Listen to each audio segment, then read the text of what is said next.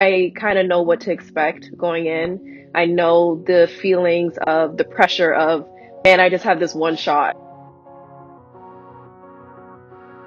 For me, actually, the pandemic was a blessing in disguise. I was dealing with a calf issue, a calf injury in that season, so I was already kind of playing catch up. So the break, just being like away from track for some months was actually just, I think, what I needed. I was able to heal, gave myself time to heal. I was able to put my energy into different things. And I was able to like reshift my mindset to get ready for the next season. And so this season has been going pretty smooth so far. I've been injury free. I've been healthy. Mentally, I just feel more refreshed. So like I'm ready for the summer. As athletes, you always have to adjust and adapt. And there's so much changes that happens to our season because of COVID, changes to competitions, delays. So I think, just mastering that you can only control what you could control. And I think going into the Olympics, that's the same mindset. I can't control COVID. I can't control what happens. If it goes on, if it doesn't go on, I can only control what I can control and just put myself in the best position to really prepare for this one, mentally, physically, emotionally, spiritually. Different experience because of Rio. But to be at my first Olympics, I consider it as like an experience game. But to just go in the stadium and knowing that there was like millions of people watching, it applies some pressure. It applies some pressure, but it was fun pressure. Just knowing that you're giving it your all in every race and knowing that, every person that's supporting and cheering for you is doing it because they see that you're wearing the Canadian flag. And that was just so special, like knowing that it was just bigger than yourself.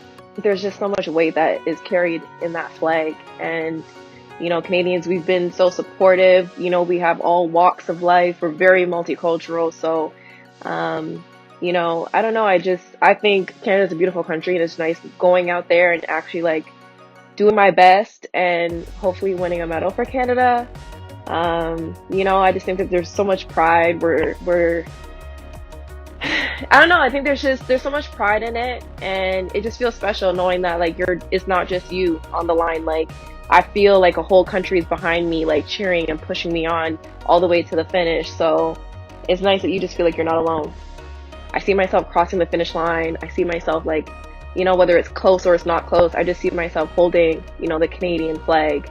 And even if there's no one in the stands, I think it would just be a moment, between me, a moment between my mom who had just passed, and to God, and just looking back and knowing like, man, I put in all this work and I overcame so much to be here in this moment. And knowing that there's a million of screens that, are watching from a distance, but it's going to be different without the crowds. It's going to be different, but I think it still can be a special game.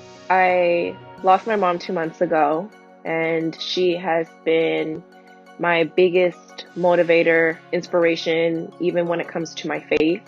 And she has just been that key point of just tying, my faith into sports and kind of helping that, just shifting my purpose basically for why I want to run. I'm running because I know that that is something that she knows that I was born to do. And, I just really want to make her proud. And the point that I'm at right now, I think it took a lot of growth and a lot of reflection. I've hit my bottom. So I know what bottom looks like and feels like.